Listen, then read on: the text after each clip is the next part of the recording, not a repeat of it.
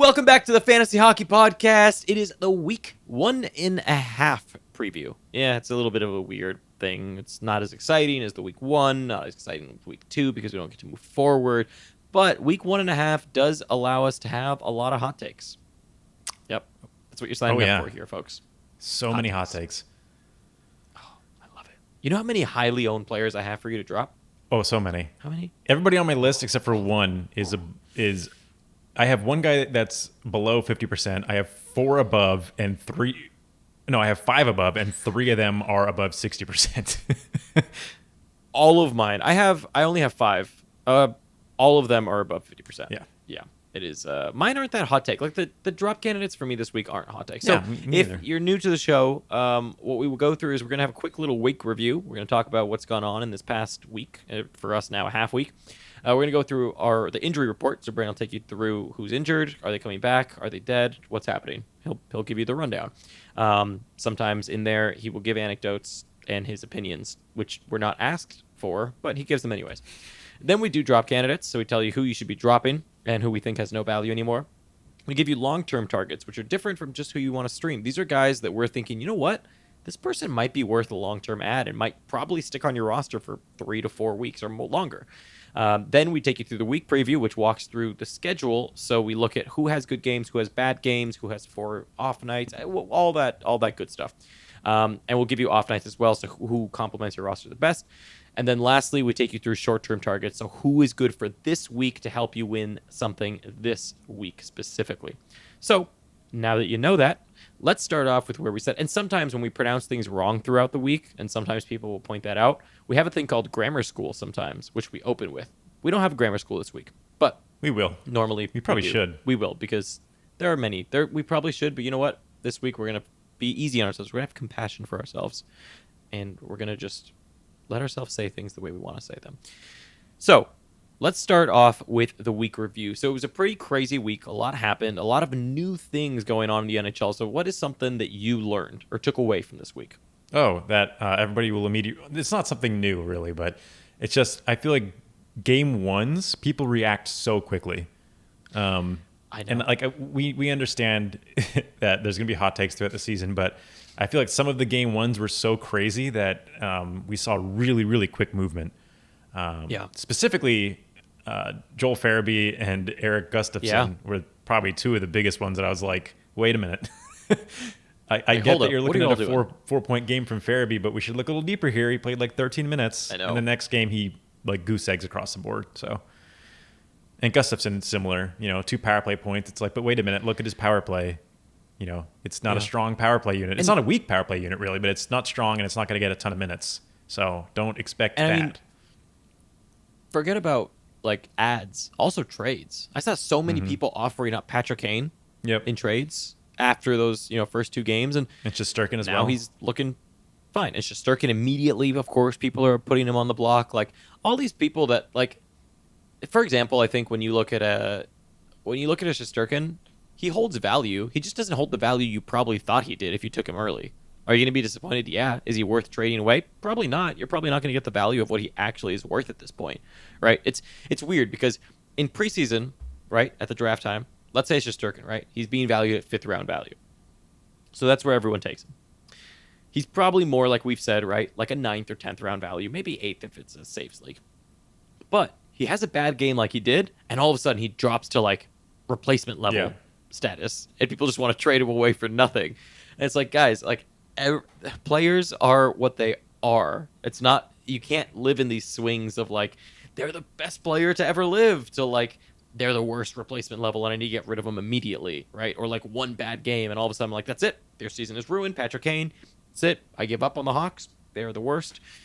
You can't do that. You gotta stay steady, especially with guys that you took earlier. You've got to have patience with them. They're gonna have stretches where they're bad. It might just happen to be at the beginning. Lots of scoring. Oh yeah, as usual. I mean, this is as usual. The beginning of the seasons are always. I mean, maybe not always. I'm sure somebody will look back and find in 2010, 2011 this wasn't the case. But typically, the beginning of seasons are high scoring. Players come out to play, so no different here. Yep. The other thing I have here is the Quick still sucks. I don't know why I want to mention that, but I just want to point out that Quick is still garbage. He's rubbish. If I want to introduce, I know some people hate when you use the word trash, so I'm gonna start using rubbish. I don't think instead. it helps. But what I will say, and this is kind of just reiterating the message that we're sending here with this review of the past 4 days or whatever it's been, is relax a bit. There's like unless you're getting like guaranteed value, you shouldn't be making high value trades really. Well, maybe you should, but not as a result of what you've seen in the first 2 games. It's just not indicative of enough. Yeah. All right, I'll move us into the injury report. Or are you done? Oh, I've one more. One more thing that's kind of interesting. The back-to-backs and matchups and this idea of series is being really interesting so far. And it's leading, I think, to some overreactions and also making me now really wonder how the hell to play goaltenders, for example. Like, yep. It's making me think more and more that when we think about scheduling this year, when you think about pickups, you need to be thinking about matchups just as much as off nights. Mm-hmm. Off nights are good, yes, but the matchups are going to matter a ton, I think. And, it's interesting. It's going to be very interesting to watch these next 2 weeks, I think. And that's also why I think you really need to be patient this year, because this is all new. We saw Colorado get blown out and honestly look terrible.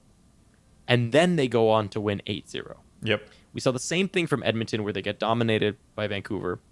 Then they dominate Vancouver. Toronto gets beat by Ottawa. Toronto then goes on to beat Ottawa. There's this back and forth. Rangers and Islanders too. Back-to-back shutouts from the opposite team. Yep. Rangers and Isles, exactly the same thing. So there's this weird thing going on. And I think that it's going to be... I'm very, very curious to see where this goes as the season progresses. And if, in theory, I would say, for example, like a Vegas, right? A Vegas plays LA. I would say eventually they get used to playing LA. They start to figure them out. And Vegas is the better team, and they start to just beat LA, right? Like, that's what you would think would happen. At the beginning, I think people are still feeling each other out and everything. But anyways, I just wanted to point that out because I think that that's going to be a very interesting point to think about as the season progresses, is this concept of matchups and what do these back-to-backs and these series actually mean. So there you go. Now you can take us into your injury report. Yeah. So the injury report is pretty short because of, basically I covered all of them in the last one. So there's not a whole lot of new things, but there are a few.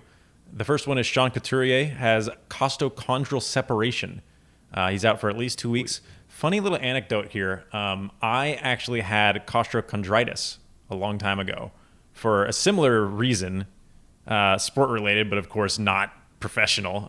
Took a pretty strong hit to the chest, but the difference between costochondral separation and costochondritis, dritis is what I had, separation is what he's got, is costochondritis means the muscles that hold your, or not the muscles, the cartilage that holds your ribs together is like swelling up. Like you basically like, you took a hard shot, didn't break a rib, but like, yeah, you're basically swollen internally. And for me, that made breathing like really painful for like 3 or 4 months. Like it was a long, long time for me to recover from it fully. I mean, I went to the doctor, and I never go to the doctor. I don't know. I could have a broken arm and just figure it'll get better. But I went to the doctor for this, and they were like, yeah, it's going to suck for like a long time. Goodbye. I was like, great.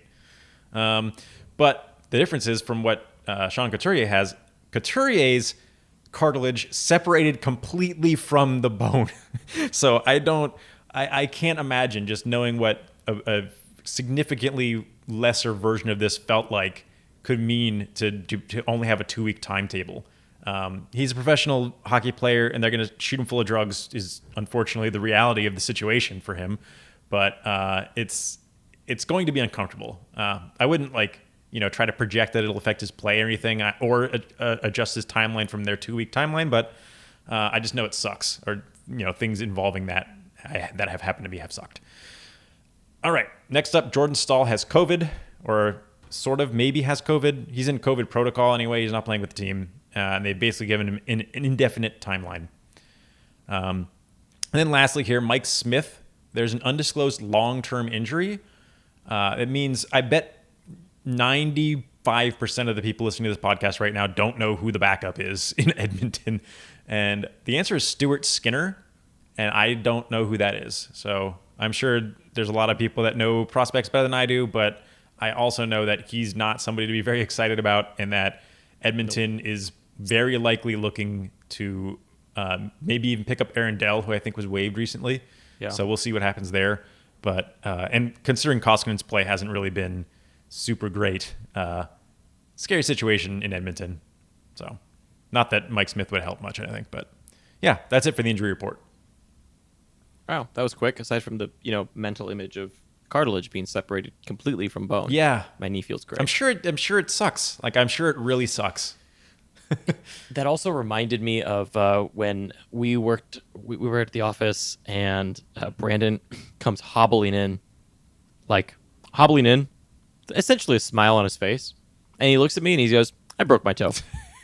Yeah, and his gym is like 6 blocks away, and somehow he is hobbling up our stairs into our office, and he's just like, "Yeah, I broke my toe. I'll be good. I need some ice." Yeah. And we're like, "You should go to the To be doctor." fair, the gym was only a block and a half away, but I did hop back on one leg. I probably should have It taken was a cab. very funny sight. Or He was like in his, or I think gotten you. some Oh sort no, of assistance. you were able to put pants on. You did have normal. I had my pants shoes on and didn't It have hurt your like Muay Thai hell, but I stuff had my on. shoes on. You did. It was insane. You're a complete madman. You'd do fine in the NHL, honestly. That wasn't fun either. Okay. No, that did not look fun either. Okay, let's move into drop candidates. The first one of the season. So I will start off here with an Ottawa Senator, and that's going to be Evgeny Dadonov, left wing, right wing. Yep. Now, the reason I have him on here is because most of us, almost everyone, took him as a flyer, right? Towards the end of the draft.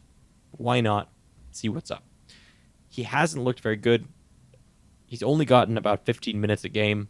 He went down to 14 in the last game. I know it's only 2 games, but the thing is that when you look at performances like a guy, from a guy that you're taking at the end of the draft, and it's just not worth it. You might as well just stream. You might as well just pick up people on the wire that you can stream in and out. There's so many better players. I have a bunch of long-term targets here that I'd like way more than a guy like Evgeny Dadonov, and that gives you way more upside. I think Dadonov never had a lot of upside to begin with, in my opinion. The only upside was if he was playing 20 minutes a game because they had nobody else. But clearly, that's not happening. So to me, Dadonov is totally in drop territory. Yep.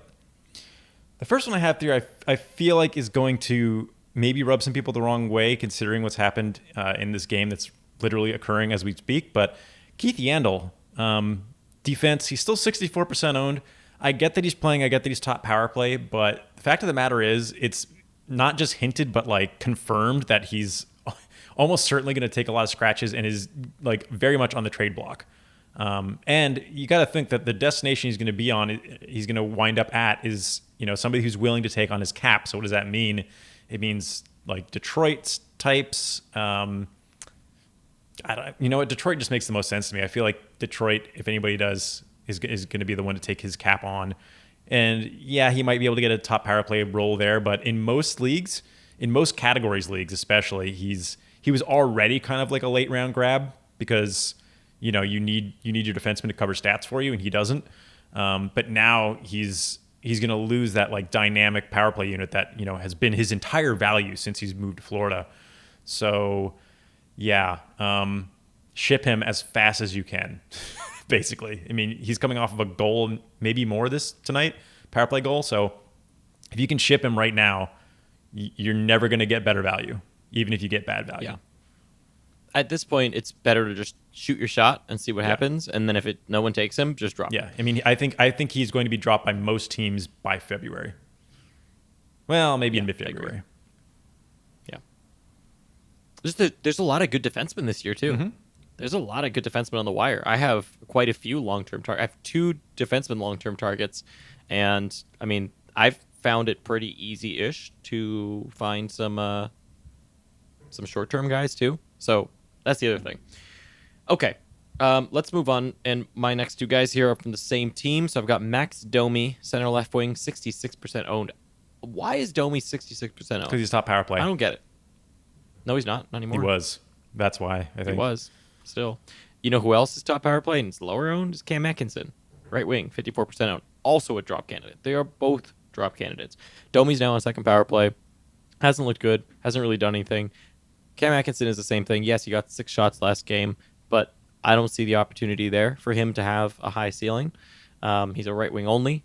the Blue Jackets have not really scored a lot of goals, quite frankly. They only scored 1 in their first game, 2 in their last game. He's playing 15, 14 minutes a game. Where's the ceiling? Where's the possibility? I don't like it. Yeah, he's clearly not liked in the system. No. Bjorkstrand is taking a spot. I know people are freaking out about Bjorkstrand. I mean, both of them. To me, Bjorkstrand... Domi and Atkinson are in the doghouse kind of permanently. Yeah. I think. Look, Bjorkstrand, I'm going to have patience with. I think there's still time. He's playing 17-ish minutes a game, still shooting 3 times a game. That'll come. That's fine. Domi and Atkinson, though, I'm out on. I was out on Atkinson from the beginning of the season. I avoided him like the plague in my drafts. I hope it doesn't come back to haunt me. But so far, it really hasn't. Yep. My next one is Dominik Kubalik, actually. Yep. Left-wing, right-wing, 65%. He could easily come back to being a streamer, possibly long-term hold, depending on what Chicago does, but I don't understand what they're doing, honestly. And the fact that they have Andrew Shaw above him in power play 1 territory, there's so much movement going on in the waiver wire right now that really high-owned players even are less valuable than some of these emerging younger players.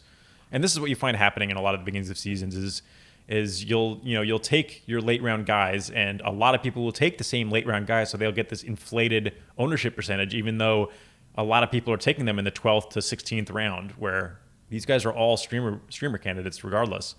So don't be too freaked out by the fact that Kubalik is 65% owned and Domi is 66% owned and all that. Just take a look at their deployment, look at their system, and look at the people that are on the waiver wire. Yep, I agree. My next guy here, this one, maybe you'll be a little surprised by. Maybe other people who know that are a fan of the Rangers is going to be a little surprised by. But Alexis Lafreniere. You messed that up on both sides. It's Alexis Lafreniere. Alexis, damn, you're right. Alexis Lafreniere. Lafreniere or Lafreniere? Lafreniere. I thought it was Lafreniere. Lafreniere, whatever. Okay, Lafreniere. Alexis Lafreniere. 83% owned. Yeah, I dropped him. Why, people? Okay, I will say this. In his last game, he was robbed of 2 points because his stick was right by the puck, and then it ended up being an Islander player that put it to whoever was there. But the thing is, he's on second power play. David Quinn shakes up the lines all the time. Who knows where Lafreniere will be in, a week's time or whatever. The ceiling to me right now is not there. He doesn't really get you the peripherals. Sure, he shot 3 times last game, only played 16 and a half minutes. I don't see the ceiling there. Could he be worth it in a bit? Yeah. I think right now, you know why he's 83% owned still to me? It's simply FOMO. I think people see a first-round pick and also are because afraid of... he's going to be the Calder winner, which I honestly don't... I thought preseason that it was probably either Kaprizov or a goalie that's going to win it. Yeah. I think Kaprizov takes it. Or a goalie. There's so many good goalies right now. But I think Kaprizov is probably the favorite for me right now. I mean, you'd imagine that since Shesterkin and Sorokin both got blasted in their starting games, it's not a good start for either one of them. But no. I mean, we'll see. Both of them are now starting goalies for the time being. Lafreniere to me is totally droppable. And again, he's another one of those guys that you might miss out on, but you're probably going to get better just by streaming. It's a Kakwa of last season. Just by streaming, you're going to make it up. Okay, my next one is Matt Duchene, 63% over in Nashville, and by extension also Ron Johansson. I just have no faith in, especially categories leagues, for either center in Nashville. Again, there's just better options, and center's so deep. You can find better than either one of these guys. I think both of them can turn into streamer options depending on good weeks for Nashville, but neither one of them would I hold long term. Yeah. I have no more drop candidates. Okay, I've got 3 more, but I can roll through them. Okay. My next one is Nate Schmidt, sitting at 58%. I'm assuming he's... Well, actually, I figure he's high owned because he had a good ranking for whatever reason, but I'm assuming that people are holding on to him maybe because of plus-minus from last season and maybe because of blocks, but he really gives you nothing else beyond that. He's not getting on that top power play. You know he's not getting on that top power play unit, so he's not going to get a whole lot of point value. I don't really care that much that he's first pairing because he's not really a banger defenseman. Again, he blocks well, but he doesn't shoot much, and his point ceiling is probably about About half a point per game is the most you can expect from him. But with no power play points, no peripherals, it's below replacement level. Especially below what the value of a streamer spot would be for most teams. Next up, Riley Smith, right wing, 71%. I feel like people always kind of... Alexa just started telling me about a Riley Smith that is an actor. Stop it, Alexa. Go away. Okay. Riley Smith. I think that people talk about him a lot because obviously he always appears top right wing on depth charts and sometimes top power play. But right now what we're seeing is what the top line isn't really indicative of ice time or anything. And he is playing power play 2. And he's like a 55 to 60 point guy on a normal year. And like he's kind of consistently been that. So... Again, 71, I'm surprised he's that high owned, honestly. He was never a guy I would target as he's just like he feels like getting Derek Stepan like 3 years ago. Like you knew you were getting like a 60 point guy, but like nothing, like no frills at all. So I think they're just better. And then lastly here, I don't even know how this guy got picked up as much as he did, is Jeff Skinner, left wing, 32%. I assume people picked him up because typically when you got to 10th round and beyond and you sorted by shots, he was the top guy. His shots are going to be bad this season with his ice time. And no power play, no realistic power play. You know, any shot, any hope he had has evaporated with the emergence of Victor Olofsson and Taylor Hall. So, and obviously Eichel himself. So goodbye, Skinner, possibly the worst contract in the league. Skinner is maybe the most droppable person of everybody on this list, honestly. Yeah, probably. He's just absolutely brutal. By the way, before we move into long-term targets here, I wanted to mention really quick that we actually just launched a new little perk for patron members or YouTube members in our Discord. So if you're into betting at all, we just launched this new perk where every day we put in our betting picks. We do a lot of player prop stuff, some money line things, some over-under stuff, but we put our picks in Discord for everyone to chat about and get to see. So if you're into that, that's another new perk that we have there on top of the other ones, which if you don't know, some of the other perks are you get to listen in live while we record. So like right now we've got a bunch of people listening live with us. So usually that means you get this advice about a day or so before, day and a half before anybody else if you listen in live. And a bunch of other things. You also get patron channels on Discord, so you can chat with us. We're much more active in the patron channels just because there's a lot going on. We have a lot going on as well, but we prioritize those for advice and make sure to get to everything. And that's it. So if you want to join up in that and support us, otherwise everything else is free. It's really just if you want to support us, get a few extra perks. Okay, so now let's move into long-term targets. So I've got a first one here that some people might look at it and be like, are you sure about that? And that's going to be Alexander Romanov. Yep. Today, defenseman 28% owned. Two reasons people are going to look at it and be like, why are they still saying Romanov? One, he was loaned to the taxi squad today. Yep. Totally a cap move. Yep. They've said that they're going to cycle players around because there's a lot of guys that would need to be moved because of cap reasons, and they don't want to keep doing it to Evans.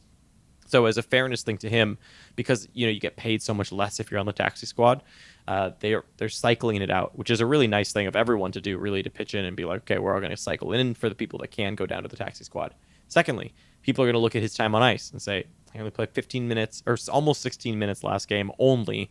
Why is he on this list of long-term target? His peripherals are ridiculous. He played only 16 minutes and he had 3 shots, 5 hits, and 2 blocks. I am high on Alexander Romanov still, and I could see him getting more of a role as the season progresses. Mm-hmm. He's my first one as well. In fact, beyond him, all of my suggestions for long-term targets are below 10% owned. Really, I have a few that are high. Yeah, I've got. I'll take 2 here because they're from the same team. Okay, and they're in order, I think. Drake Batherson is the first one, right wing, 8% owned. Had kind of a weak game his last outing, had a great game his first outing. I think the answer is going to be somewhere in the middle. I don't really expect a point per game player, but what I do expect is a shoot first player with decent hit numbers at a pretty shallow right wing slot. And he's going to be most likely top line, top power play. He may lose it eventually, but again, you're talking about a guy that you're grabbing off the waivers here, so don't stress about it too much. And similarly, we've got Josh Norris, center, 5%, same team in Ottawa. he's not as interesting to me as Batherson, both because he's a center and because I don't think he's going to put up the peripherals that Batherson does. But he's getting good minutes. He's getting good deployment, both from a line and power play perspective. So I think both of them are interesting. I mean, I think they're more interesting options than we've seen on Ottawa lately. Comparing back to last season when really it was Tkachuk or nobody. So, or Chabot, I guess. But yeah, so those are my two picks from Ottawa. Shouldn't surprise anybody, honestly. No, it shouldn't. I think those were pretty obvious. We got a lot of questions about them as well. So my next two here. One, I want to give a round of applause for my first one to Brandon because he's been touting his name for a long time, and it's finally time. And I'm sad because you probably have him on your list too, and I'm going to take him from you. But Jacob Chychrun. I don't have him on my list, believe it or not, but go ahead. Wow. Yeah, 24% owned. So Oliver Ekman-Larsson is going to miss at least 2 games here. But even if you look at when Ekman-Larsson has been in the games, I mean, Chychrun has looked so good. So good. And he's playing, 24 in his first game, 20 minutes in his last game. The dude is clearly getting a lot of minutes. He's been shooting a lot, too. 5 shots his first game, 3 shots his last game. And now with Oliver Ekman-Larsson out, man, he should be a lot higher owned than 28%. And I will say this, in all my home leagues, he's gone already. Yep. So the word is, I think, going to get out on Jacob Chychrun soon. So you're going to want to jump on that one.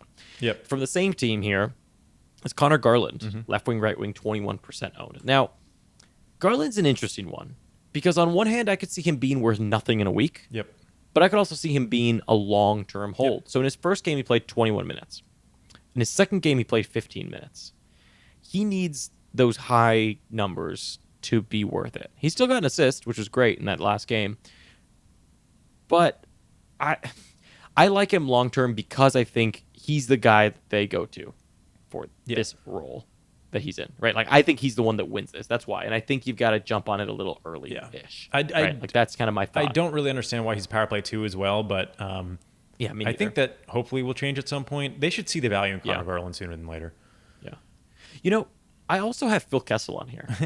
What's his ownership? Honestly, his ownership's 43%. Yeah, but I have him in Dynasty. Here's the thing to me. I thought I was gonna just see what happens, but he's doing pretty good. So I guess I'll hold on. Yeah, I mean, here's the thing to me. So his minutes went up again. I would. He's a semi short term, long term hold for me. Yeah, he's not like a long term. You're gonna hold him for the rest of the season. Maybe, but he's a guy that if you miss out on him and he actually does go back to normal Phil Kessel numbers, you'll regret it, right? Talk about FOMO, right? I would rather wait out Kessel than Lafreniere. Oh, yeah. If I were picking, right? So that's just, I think, the example I'll give is if you have FOMO, I'd have more FOMO over a Phil Kessel than like a Lafreniere or those kinds of guys. Mm-hmm. All right, my next one is Rasmus Andersson. Defense 9%. Sure looks like he's going to keep that top power play for the time being. Putting up good numbers. I don't think he's going to be a big peripheral guy. I don't think he's really a shoot-first defenseman. But, I think he'll be in the mold of a power play quarterback that can shoot when necessary. So, think about him. I feel like I would be thinking about him as, potentially not a better Keith Yandle, or not even a Keith Yandle at all. What am I talking about? He's not going to get those type of numbers. But as a power play 1 quarterback, I mean, that's pretty much it on a good team. And those are hard to find. And that's good enough, I think, for Rasmus Andersson. Yep. I agree. I picked him up in 2 leagues. You got him too? Big fan of him. I'll take my last one here. Jeff Carter, center left wing, 9%. Mm-hmm. I actually hinted at him a little bit to start the season. I don't know why he's center left wing because he's been playing right wing from what I understand, but weird. The thing with Carter is he's ever since he moved to the wing, he's been shooting a lot. 3 shots a game, about a hit a game or more since last season. So those numbers are pretty sustainable. The only thing that really needs to happen for him to go from pick him up and see because he's doing well to pick him up and hold him for sure is top power play slot, I think. If he gets that, I mean, he could really be a long-term, potentially rest of season hold with the sort of peripherals he puts up. Yeah. And LA has the most off nights of any team this season. So they do.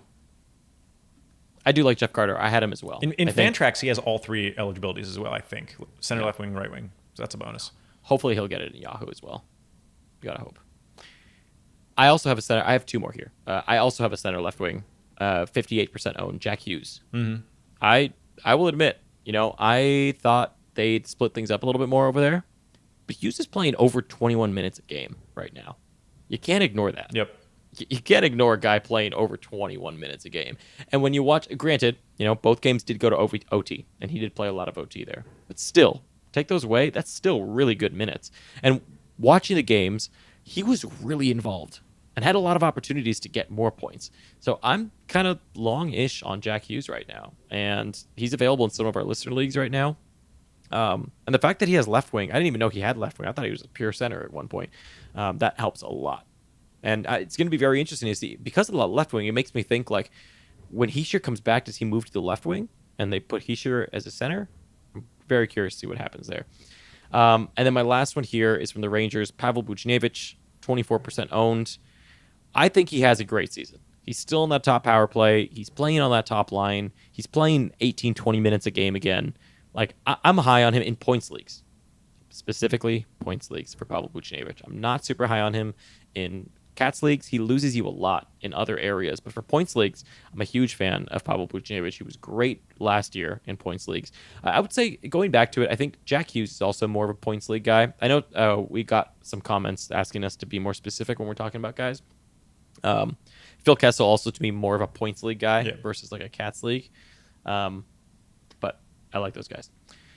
Okay, so now we move into the week preview to talk about the schedule. So let's start off with teams with 4 or more games. Now, there's a lot of teams with 4 games, so I'm not going to list off all the teams with 4 games because there's a lot. But there is one team with 5, and that's Winnipeg.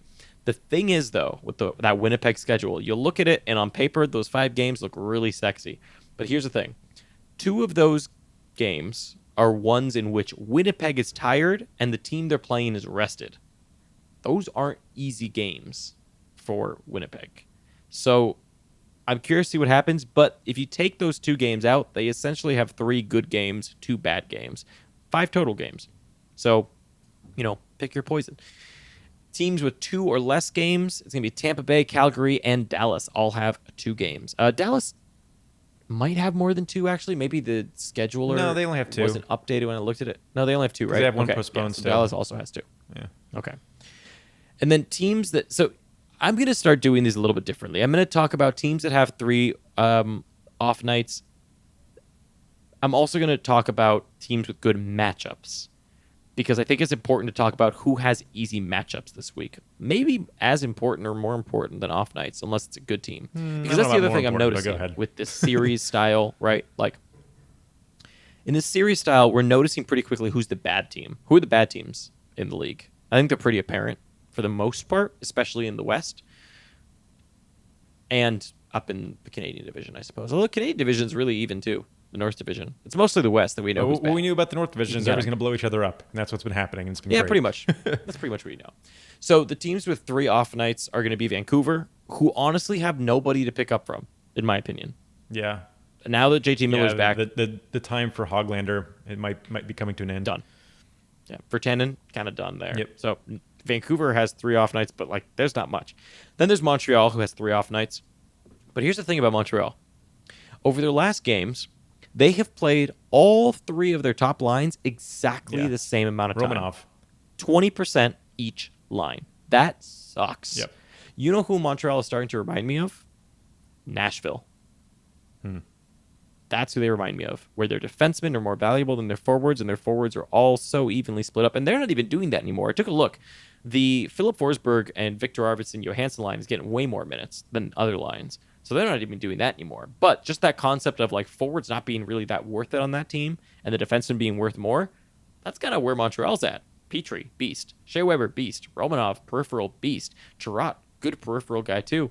Then you look at the forwards and you're like, I guess one game it's Kotkaniemi, the next game it's Tyler Toffoli. Like, I don't know, man. I think all their forwards have been pretty good so far. Gallagher and Anderson, but they're all high owned already. But that's the thing. Yeah, but then I picked up Josh Anderson for the week, and then he goes and plays 13 minutes because they gave it to another line. And then the next game, it'll be another line. It's just this constant rotation of one game someone's being worth it, the next game someone else is worth it, It's exhausting. And so I think by the end of the season, when we look at it all combined, yeah, they're going to have some good weeks. Can you predict the weeks? Absolutely not. A Bitcoin is more predictable than the Montreal performance. Print that. Nope. Teams with good matchups. Winnipeg has 3 Ottawa games. So 3 good Ottawa games. One of those they are tired against the rest of Ottawa. St. Louis has an amazing schedule. 2 San Jose games, 2 Los Angeles Kings games. Vegas has 4 Arizona games. In theory, should be kind of easy for them. Minnesota has actually a really easy schedule. 2 Anaheim games, 2 San Jose games, and they did beat San Jose. Or sorry, they did beat the Kings twice. So I think they can take on Anaheim and San Jose here. Then you have Colorado, 2 Los Angeles Kings games, 2 Anaheim games. By the way, the other thing, when Arizona plays San Jose, it's kind of funny, they're at home. So Minnesota plays 2 Anaheim games, 2 San Jose. Then Colorado has 2 LA, 2 Anaheim. So those are all the good schedules. I think this will change as time goes on. We start to learn who are the bad teams and whatnot. And I'm also not going to count, bad games. For example, the North Division, I think, will have a lot less of what is considered bad matchups. They'll have a lot of good matchups. So, for example, when teams are playing Toronto, that's a pretty good matchup. Even though it's a good team, it's a good matchup for the opposing team because Toronto lets in a lot of goals. Same with Pittsburgh, it seems now, right? So that's also, it won't just be bad teams all the time. It'll be teams that let in a lot of goals. So I've talked a lot. So you take us into the short-term targets now. Sure. My first 2 are going to be from Winnipeg. I still think regardless of whether the matches are easy or not, especially in Cats leagues, that volume is what matters the most. So my first one is Josh Morrissey. Defenseman, 25%. Puts up big blocks, not much else, but he has been practicing power play 1 while Ehlers and Laine are out. I don't really know what that means. It could just be because the dynamic itself is changing with those guys out. We don't even know if they're going to be out coming into the next game. So who really knows? Seems to be some sort of COVID thing going on. Seems like maybe those are the 2 involved for whatever reason, but we'll know more, coming into next week. But the other one that also got a boost because of what's going on right now is Paul Stastny, center, 18%. He got moved up to power play 1. He's been good so far anyway, but again, it's Winnipeg is not the easiest team to stream off of, and if you can find an avenue into their power play, you get 5 games as a shot, especially if you need a defenseman. Morrissey's pretty good, especially for points leagues, I think. If he keeps top power play anyway, which who knows. I have a weird one. I'm going to give one bad one, but a weird one, but a good one for really deep leagues, and then a different one. My first one's going to be Joel Edmondson, Montreal defenseman, 2% owned. Lots of bangos. Gets good hits and blocks. Yeah. Off nights, like if you need that. And especially, here's an interesting thing, too. When I mention a guy like Joel Edmondson, at first you might laugh, but if you're in a league that needs, like by the end of this week, you're going to know what you need to catch up on, right? And so you can start planning now with a guy like Edmondson that's going to have off nights and gets you hits and blocks.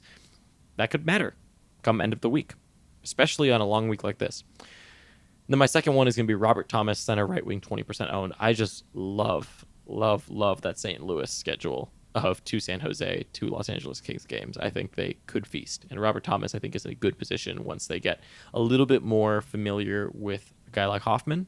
I think Robert Thomas could do pretty well as far as a streamer option goes. All right, my next one is from Montreal, Jonathan Drouin, actually. Center left wing, 30%. Yeah. He's been so far, but, good schedule. Probably the only forward you can stream. Gets as many power play minutes as any other forward in that team. So he's got an opportunity. And he actually looked decent in the last game. So, yeah, I mean, if you're looking for off nights anyway, he's a good option. Yeah. My next one here is going to be Wild Bill, William Karlsson, center, 51% from Vegas. Those 4 Arizona games. And Wild Bill's been playing well. He's getting 18 minutes a game. I do like the line he's on. He's top power play. I'm in for now. The short term, I don't think he's a long-term hold. He's available in 2 of our leagues, I think. But he's looked good so far. So, sure. My next one is Chris Driedger. Driedger? Yeah. Driedger. Bobrovsky's backup goalie, 23% owned. Just came off of a win against Blackhawks, looked fine, but it's the Blackhawks. But he did actually play pretty well last season too, so he's got some history of playing a decent game. So he's an interesting target, at least until Bobrovsky comes back and likely takes over a lot of the net. Yeah. My next one here, I actually have three. Go ahead. I'm going to say all three of my last ones here because they're all from Minnesota, because Minnesota has 2 Anaheim games and 2 San Jose games. So Jonas Brodin, 2% owned, actually playing really well and getting a lot of minutes. So someone to pay attention to, especially for points leagues, I think, deep points leagues. Then I've got 2 guys that are 1% owned, but playing surprisingly, I'll explain it. Jordan Greenway, left wing, right wing, 1%, and Marcus Johansson, center, left wing, 1% owned. Shockingly, that's the line that's getting the most minutes in Minnesota by quite a margin.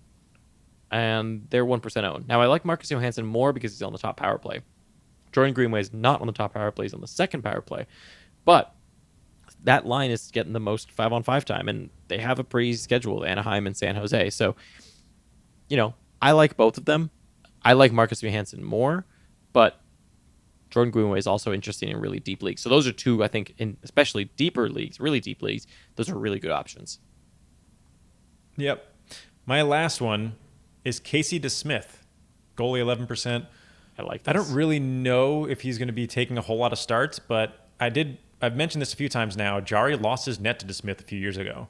That doesn't really, that's not saying a lot, right? Like, he would have lost his net to whoever the backup was probably. But I think that might lean Pittsburgh to at least going to a 1A, 1B or split start situation, or possibly even having Casey DeSmith be the 1A. So it's an interesting situation, especially if you're really desperate for goalies. You're looking down the list here. Handcuffs are mostly taken, that sort of thing. I don't think he gets a ton of volume, but I think he gets more volume than we originally thought, and with the opportunity of possibly getting even more than that.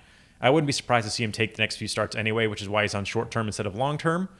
But so I do think he's going to get probably the next, maybe not the next start, I don't know. But I do think he'll at least get half of the next handful of starts, if not more.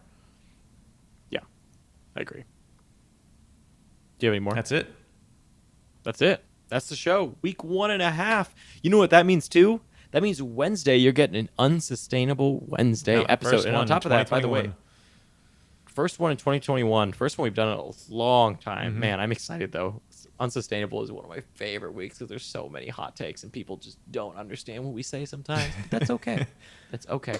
And then also, by the way, we are doing Sit Start Saturdays. So if you're listening to this on just the podcast and don't subscribe to us on YouTube, and even if you are on YouTube, you should definitely turn on notifications because we're going to start doing Sit Start Saturdays every Saturday.